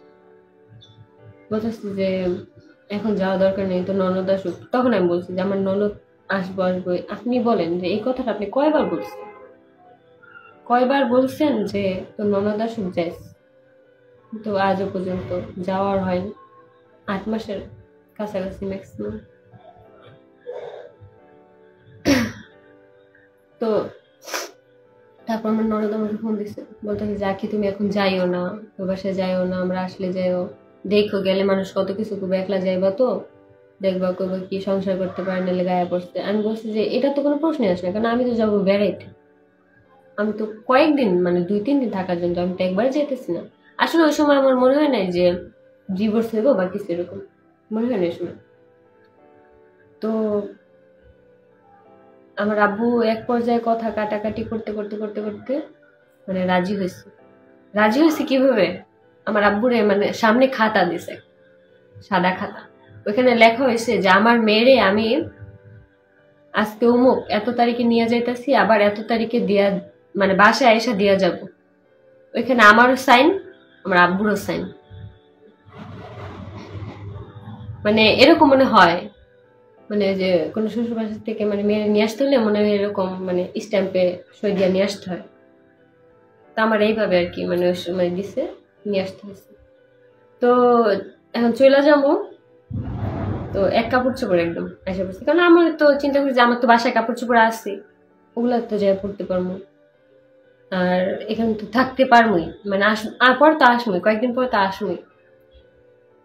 তো যাওয়ার সময় এখন মানে এটা লেখাইছে, লেখার পরেও তারা অমত করতেছে যে যাইতে দিবে না দিবে না। তো ওই ঘোর ফিরেও মানে আমার কাপড় চোপড় আর নেওয়া হয়নি, যে কি পরবো বা কি নিবো এরকম কিছুই নেওয়া হয়নি, মানে এক কাপড় চোপড়ে আসছে। তো লাস্টে আমি আসার পরে মানে মানে চলে আসবো, মানে রুম থেকে মানে বের হবো, এই সময় বলতেছে আমার শাশুড়ি, মানে একটা কথা বলছে, এই কথাটা মনে হয় আমার সবসময় মানে মন থাকবে, মৃত্যুর আগ পর্যন্ত মন থাকবে। মানে ওই সময় যখন আসতেছি তখন বলতেছে যে এর মধ্যে কিন্তু আমার বাবা বলছে যে ওর হাজবেন্ডেরও দেন নিয়ে দিয়ে, কয় না আমার ও যাবে না, নতুন জামাই এভাবে যাবে খালি হাতে, যাবে না, যাইতে পারবে না। তো তখন আমার আব্বু বলছে আচ্ছা ঠিক আছে তাহলে আখিটাই দেন, তাহলে ও কয়েকদিন থাকবে। আপনি কেমন মানুষ, ওর জামাইটা ছাড়া নিতে আসতেন, মানে এরকম কথাবার্তা বলছে। তারপর আমার আব্বু রাজি করে, মানে যেমনি হোক বাসা থেকে মানে রুম থেকে বেরোবে সময় বলতেছে, মানে আমার তো এতক্ষণ বুঝাইছে যে যাইস না থাক, ননদও বুঝাইছে রাখি তুমি যাইও না, তোমার আত্মীয় স্বজন খারাপ বলবে এই সেই। তখন আর কি বলতেছে যে যেসব মেয়েরা দেশে দেশে চাকরি করে ওইসব মেয়েরা কতটুকু ভালো হইতে পারে। মানে আমি বিয়ের পরে মানে বিয়ের আগে পড়াশোনাও করতাম, প্লাস টুকটাক জবও করতাম, স্টুডেন্টরা করে না পার্ট টাইম জব করে না, ওইটা করতাম। ওইটা করার পরবর্তীতে আমি মানে পড়াশোনা স্টপ করে দিছি, দেন আমি গার্মেন্টসে জব নিয়েছিলাম, গার্মেন্টস সেকশনে। তো ওইটাই আর কি মানে কোনোদিন মানে ওইটা বলছিলাম যে আমি বিয়ের আগে এরকম পড়াশোনা করছি, জব করছি, এমনি তার জব করা খারাপ না। আমার ফিনান্সিয়াল প্রবলেম থাকলে আমি জব করে আমার ফ্যামিলি চালাই, জব করে একটু সাপোর্ট করি, তো খারাপ কিছু না, আমি তো খারাপ কিছু করতেছি না। তো ওই আসার সময় এই কথাটা বলছে যে যেসব মেয়েরা দেশে দেশে চাকরি করে বেড়ায় ওইসব মেয়েরা কতটুকু ভালো হইতে পারে, মানে চাকরি করা মেয়েরাই মানে খারাপ। ওই দিন আর কি চলে আসছি, মানে এই কথা বলার প্রেক্ষিতে আমি আর কিছু বলিনি, যে আমি একটা কথাই বলছিলাম যে আগের বউ এই জন্যই চলে গেছে। মানে ওই সময় অনেক রাগ উঠে গেছিল যে কি বলতেছে আব্বুর এগুলো, কি বলতেছে এগুলো। শুধু গায়ে হাত তোলাটা বাকি আসছিল আমার আব্বুর, এটাই বাকি ছিল, আর কিচ্ছু বাকি ছিল না। অপমান যা করার করছে। আসার পরে বাসায় আসছি, আসার পরে হাজবেন্ডের সাথে টুকটাক কথাবার্তা হইতো। তো কথাবার্তা হইতো, আমি বলতেছি যে নিয়ে যাও আয়সা, তুমিও আসো, আয়সা আমার ফ্যামিলির সাথে কথাবার্তা বলো, আত্মীয় স্বজন আছে কথাবার্তা বলো, তোমার সাথে আর আসো না, নিয়ে যাও আয়সা। বলতেছে যে না আমি যাব না, আম্মু যেতে না বলছে, তুমি একা গেছো একাই আসো। পরে আমি বলছি যে আমি তো আর এখন আগের মতো নেই, আমি তো তখন অসুস্থ ছিলাম, শিখছিলাম, এটা তো দেখছি। কয় না, এইগুলা কোনো কথা না, আমি যদি তোমার সাথে যাইতাম তোমার আমি সাথে করে নিয়ে আসতাম, তুমি একা গেছো তোমার বাবার সাথে, তোমার বাবা স্ট্যাম্পে সই দিয়া দিছে না যে আয়সা দিয়া যাইবো, তোমার বাবারে বলো আয়সা দিয়া যাইতে, আমি তোমার আনতে যাবো না, সংসার করার হইলে করো আর না করার হইলে ডিভোর্স দিয়ে দাও। মানে এরকম টাইপের কথা বলতে, করার হইলে করো নাহলে ডিভোর্স দিয়ে দাও, মানে ডাইরেক্ট এভাবে বলছে। তো তারপরেও মানে এই এক কথা দুই কথায় কথা কথা কাটাকাটি হইতো। তারপর আমি আর কিছু বলি না, আমি ভাবছি যে না থাক, চুপ করে থাকি, মানে রাগটা কমলে এসে নিয়ে যাবে না, রাগ কি মানে ওই যে আমি একা আসছি আমার বাবার সাথে এদিকে রাগ। তো এরকম অনেকদিন, 3 মাস 4 মাস এরকম পরে যাইতেছে। পরে না একটা সময় দেখলাম কি কথাবার্তা অফ করে দিছে, আমার ফেসবুক সবকিছু থেকে ব্লক করে দিছে, নাম্বার নাম্বার যাই বলো। তো ওর কোনো মানে পাত্তাই নেই। মানে পরে হঠাৎ একদিন মানে আমি ফোন দিছি, মানে ওই বাসায় তো আমি একটা ঈদ করছি, তারপরে ঈদ আমি আমার বাবার বাসায় এসে করছি। বলতে যে এরকম একটা ঈদের দিনে তুমি আমার একটা ফোন দাও না, তুমি আমার হাজবেন্ড। পরে বলতে যে তুই কল দিছস, মানে আমার আমার সাথে ডাইরেক্ট এমন বিহেভিয়ার যে তুই কল দিছস, তোর মতন বউ আমার দরকার নেই, আমার মতন বউ দরকার নেই। পরে ওইখানে আর কি আমি আর কিচ্ছু বলি না, একদম চুপ, ফোনটা কেটে দিছি।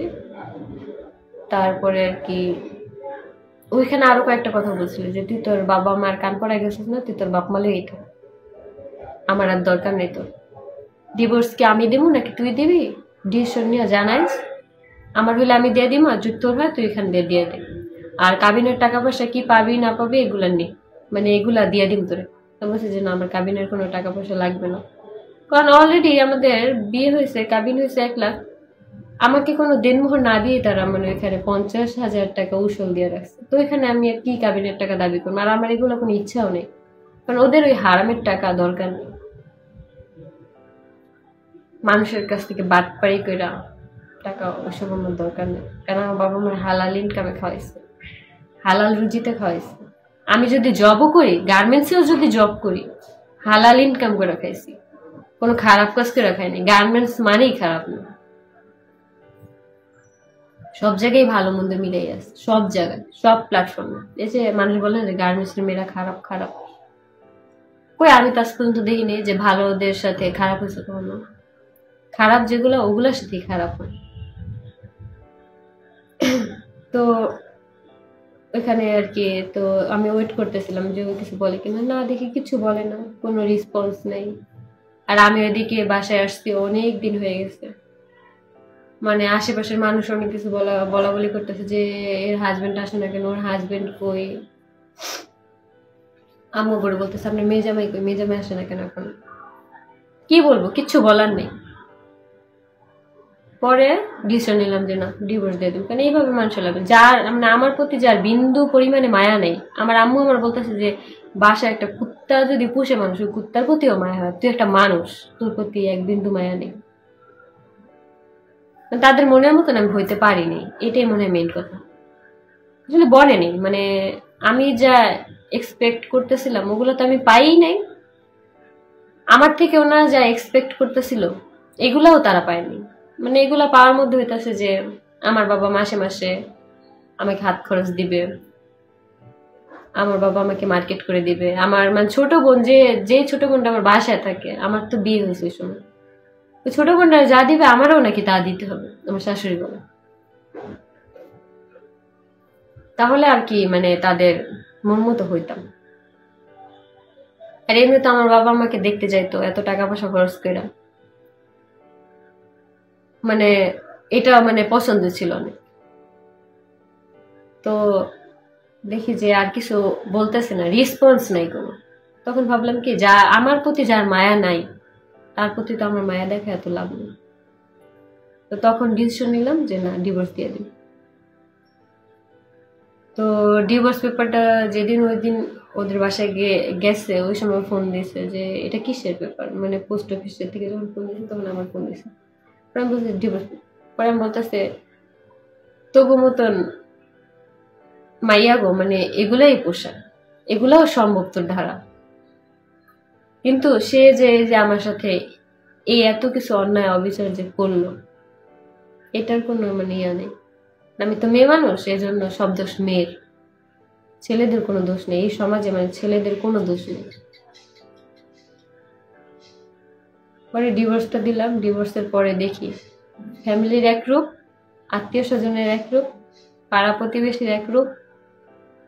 তখন রূপই চেঞ্জ, যে আমি ডিভোর্স।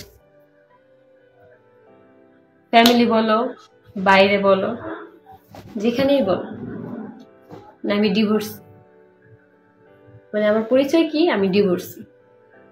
মানে ডিভোর্স মানে একটা মেয়ে খারাপ, সংসার করতে পারে না দেখা ছাইরা দিচ্ছে, মানে এরকম টাইপের। কিন্তু একটা ছেলে যেখানে ইনভলভ আছে এটা কেউ মানে দেখে না, দেখা অবুঝের মতো থাকে। ছেলেটার কোনো দোষ নেই, সব দোষ হলো একটা মেয়ের। তো ডিভোর্সের পরে দেখছি যে মানুষের একটা ডিভোর্সি মেয়ের প্রতি মানে মানুষের কিরকম মানে ইয়া থাকতে পারে। যেখানে যাই শুনি ডিভোর্স ডিভোর্স। কেন ডিভোর্স হয়েছে, কি সমস্যা, এত প্রেম করে বিয়ে করছো সংসার টিকলো না, মানে এরকম কথা হচ্ছে।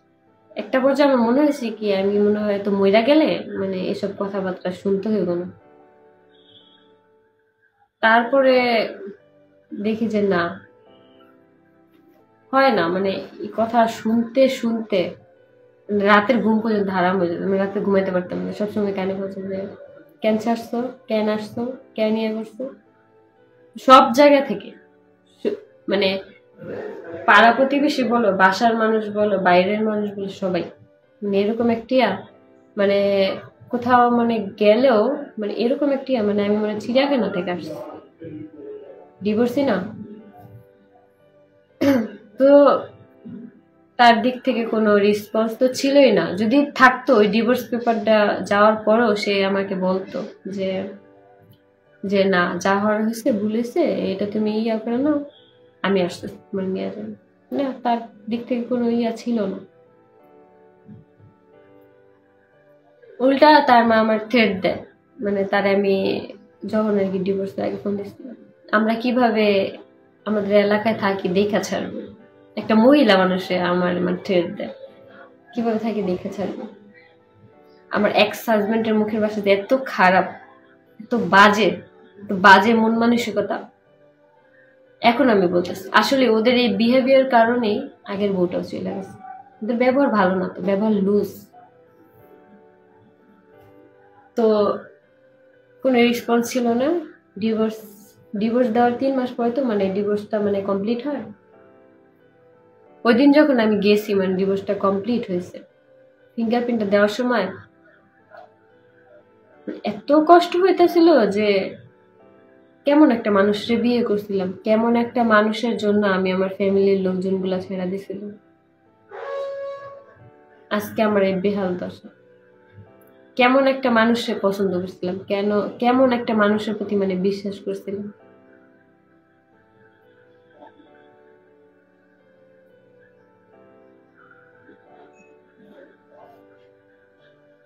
তো ওই দিন তারপরে আস্তে আস্তে মানে আমি যতই কান্না করছি, যতই যাই করছি, কারো সামনে করি নিয়ে গেছি। কারণ আমার এই ব্যাপারটার জন্য আমার ফ্যামিলিও তো কষ্ট পাইতেছে না। তাদের সামনে যদি আমি কান্নাকাটি করি, তারাও তো ভাঙ্গা পড়বে। তো টুকটাক ফ্যামিলি থেকেও কথা শুনছি, বাইরের মানুষ থেকেও কথা শুনছি, ফ্রেন্ড সার্কেলরাও জিজ্ঞেস করছে, সবাই একটা মেয়ে ডিভোর্স হলে বোঝা যায় যে দুনিয়া কত কঠিন। একটা ডিভোর্সি মেরে একটা সমাজ বাধ্য করে একটা ভুল ডিসিশন নেওয়ার জন্য। কিন্তু যেসব মেয়েগুলা স্ট্রং, মানে নিজের প্রতি আত্মবিশ্বাস থাকে, ওইসব মেয়েরাই পারে জীবনে হয়তো ভালো কিছু হবে ওই চিন্তা করে, বা নিজের লাইফটা অন্যরকম লিড করতে।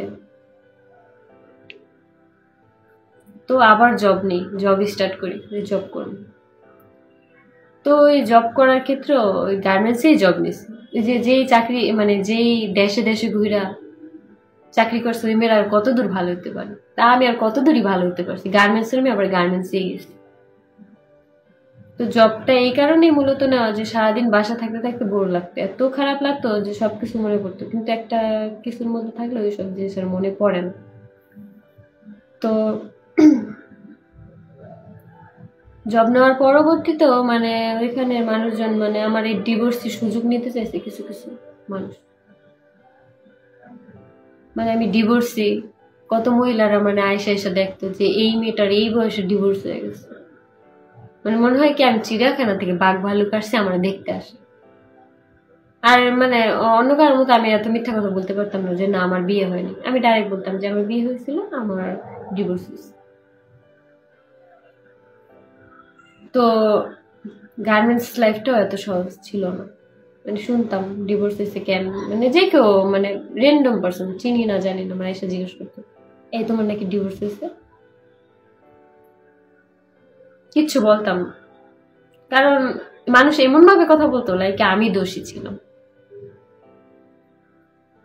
ইভেন ফ্যামিলির পার্সন এমন ভাবে মানে বলতো, কিছু কিছু কথা বলতো, বলবে এটাই স্বাভাবিক। কারণ কি আমি তো আর ফ্যামিলির পছন্দে যাইনি, আমি তো কিছু নিজের পছন্দে।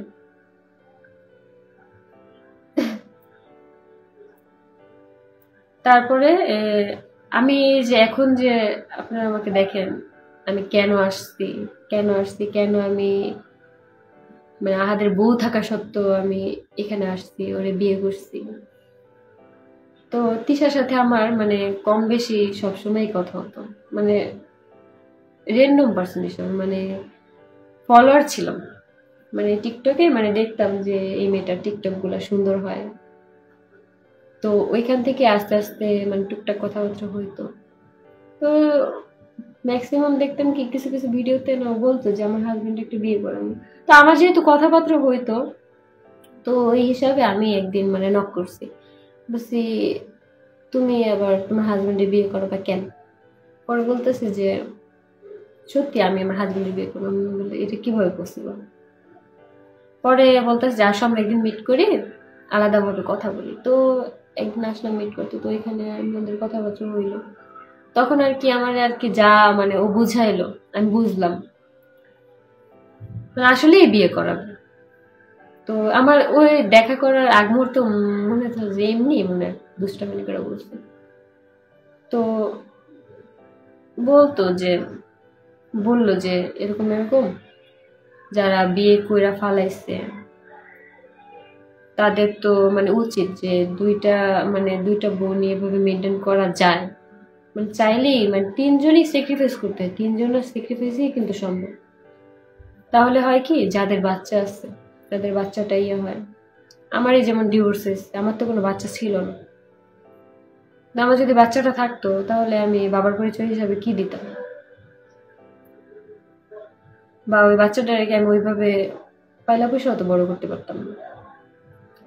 তো বললো যে এরকম এরকম একটা বাচ্চারও একটা লাইফ সুন্দর হয়, বা একটা ডিভোর্সি মেয়েরও একটা লাইফ সুন্দর হয়। মানে ওই মেয়েটাও তার ডিভোর্স হয় না। এই যে আমি যখন এই পরিস্থিতিতে পড়ছি, কত কিছু শুনতে হইতাছে, কত কিছু ফেস করতে হইতাছে।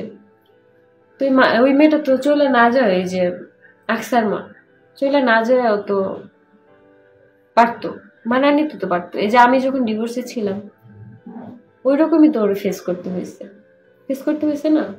আমি যা যা শুনছি এগুলাই শুনতে, এর থেকে মনে হয় বেশি শুনতে হয়েছে, কারণ কি ওর তো একটা মেয়ে ছিল। তো সবকিছু বুঝার পরে দেন আমরা আরেকদিন মিট করে ওই দিন আমাদের বিয়ে হয়। তো বিয়ের পরে যেহেতু এখানে হাতটা রিলেশন করে বিয়ে করেনি, তো আমাকে তিশা বলছে যে তোমাকে ওর মাইনা নিতে নিতেও তোমাকে ভালোবাসতে বাসতেও সময় লাগবে, কারণ আমরা তো হারাম কিছু করতেছি না, হালাল বৈধভাবে বিয়ে করছি। আর বিয়ে করার পরে এমনি এমনি মানে ওয়াইফের প্রতি বা হাজবেন্ডের প্রতি ভালোবাসা চলে আসে। তো ওইটার পরে আর কি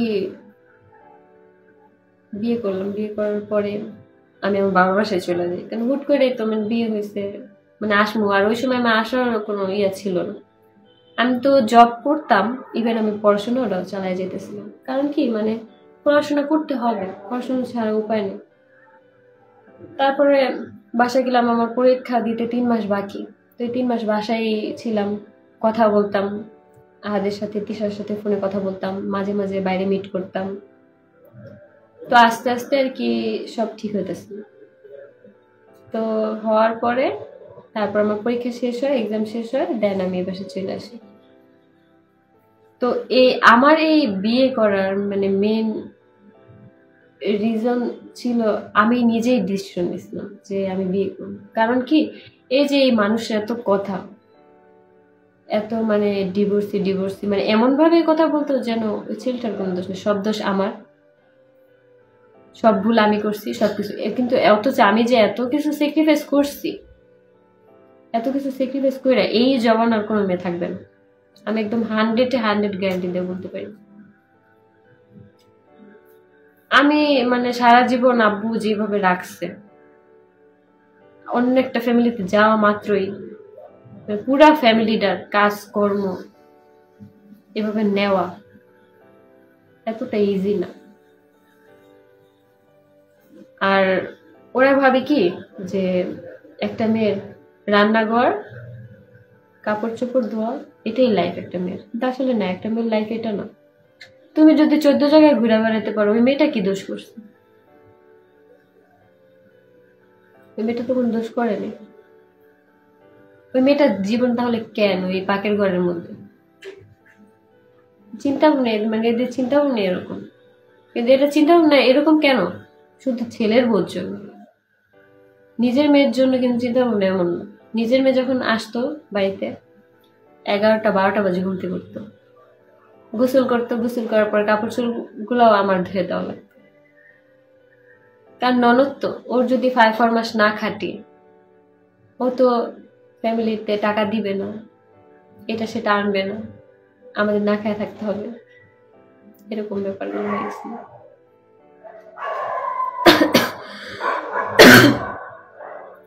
তো তার পরবর্তীতে আমাদের বিয়ে হয়, 3 মাস পরে এখানে আসি, পরীক্ষা শেষ করে দেন এই তো আছি, আলহামদুলিল্লাহ অনেক ভালো আছে। এখন তো শুনতে হয় না যে ডিভোর্স হয়েছে, বাবা মার ঘাড়ে উঠে খাইতেছ,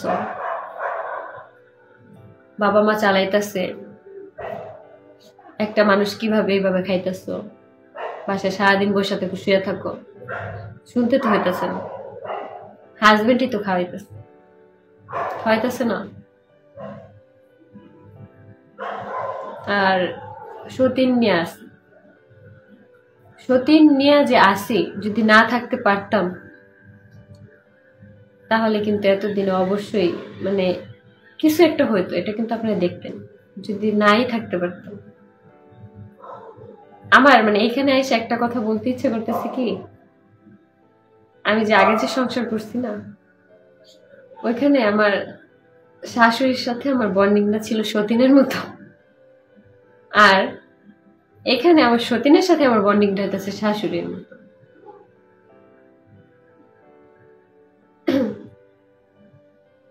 একটা শাশুড়ির থেকে আমার মনে হয়, মানে এটা তো আমি কার ব্যক্তিগত মতামত আমি জানি না, কিন্তু আমার মনে হয় একটা শাশুড়ির থেকে একটা সতীন অনেক ভালো। সতীন যতটুকু টেক কেয়ার করে শাশুড়ি করবে না। শাশুড়ি কাঁদবে, শুধু ছেলের জন্য কাঁদবে, ছেলের বউর জন্য কাঁদবে না। তো এত কিছু করার পরেও কিছু কিছু মানুষ মানে তখন বলতো যে আমার সব দোষ, আমার সব দোষ, আমি থাকতে পারিনি। ভাই কোনো মেয়েই চায় না যে সংসারটা ভালো, কোনো মেয়েই চায় না। যে মেয়েটা অনেক উশৃঙ্খল থাকে বিয়ের আগে, ওই মেয়েটাও বিয়ের পরবর্তীতে চায় কি মানে আমার সংসারটা ঠিক থাকুক। বিয়ে মানুষের লাইফে একবারই হয়, বারবার হয় না। মানে এগুলো আর কি ভাবে অ্যাটলিস্ট। উশৃঙ্খল থাকে ওই মেয়েটাও ভালো হয়ে যায় যে না আমার সংসারটা ঠিক থাকুক। কিন্তু একা তো আর পসিবল না একটা সংসার, কিন্তু একা মানে একা শুধু নিজে ধরে রাখা সম্ভব না। উভয় দুজনের ঠিক থাকতে হবে। হাজবেন্ড যদি ঠিক না থাকে তুমি চাইলেও এটা পারবা না, চাইলেও পারবা না। তো আমার ক্ষেত্রেও এটাই হয়েছে, এত চেষ্টা করলাম এত কিছু করলাম পারলাম না। এই শেষমেশ শুনতে হলো যে তোদের মতো মেয়েরা আর কি পারে, তোদের মতো মেয়ে দিয়া এইসবই সম্ভব। ঠিক আছে আমার সম্ভব, তার আগের বউটার জন্য সম্ভব। এই যে আমার যে এত ঠকাইছে, বিয়ে হয়েছে এটা বলে নাই, বেকার এটাও বলে নাই, এগুলা কেন আমার বলো নেই, কেন বলে নাই এগুলো? আমি তো যাই এগুলো তো মানায় নিছিলাম না, সবকিছুই তো মানায় নিছিলাম, নেওয়ার পরেও পারি নাই থাক, পারি নাই আর। তো যাই হোক অনেক কিছুই বইলা ফেলাইছি। তো আপনাদের অনেক মানে ইয়া ছিল যে জানার ইচ্ছে ছিল, তো বললাম। আর আলহামদুলিল্লাহ আমি এখন অনেক ভালো আছি। আর আমার হাজবেন্ডকে আমার যথেষ্ট পরিমাণ ভালোবাসে। আর সতীন তো অমাইক। তো আলহামদুলিল্লাহ খুবই ভালো আছে। আর দোয়া করেন যেন সব সময় আমরা তিনজন যেন এইভাবে একসাথে থাকি। টাকাটা ম্যাটার না, যেসব মানুষ লোভী না মানে তাদের কাছে টাকা ম্যাটার না, ম্যাটার হলো একটা মানুষের মেন্টালিটি। ছিলাম না এই যে কত কষ্টই তো করছি, টাকাও তো ছিল না, তারপরেও তো চেষ্টা করছি যে সবকিছু মানায় না, কিন্তু হয় নাই তো। আগের বউর সাথে তুলনা দেওয়া হয়তো, আগের বউ এটা পারতো, তুমি পারো না, আগের বউ এটা করতো এটা পারো না, আগের বউ হাতের থেকে কাজ কেড়ে নিয়ে যেত পারো না। অনেক কিছুই শুনছি ভাই, এই 7টা মাসে বহুত কিছু শুনছি। 7 মাস আমার কাছে মনে হয়েছে কি 7টা বছরের মতো। তো যাই হোক, দোয়া করেন আপনারা আমাদের জন্য যেন সবসময় ভালো থাকি এভাবে।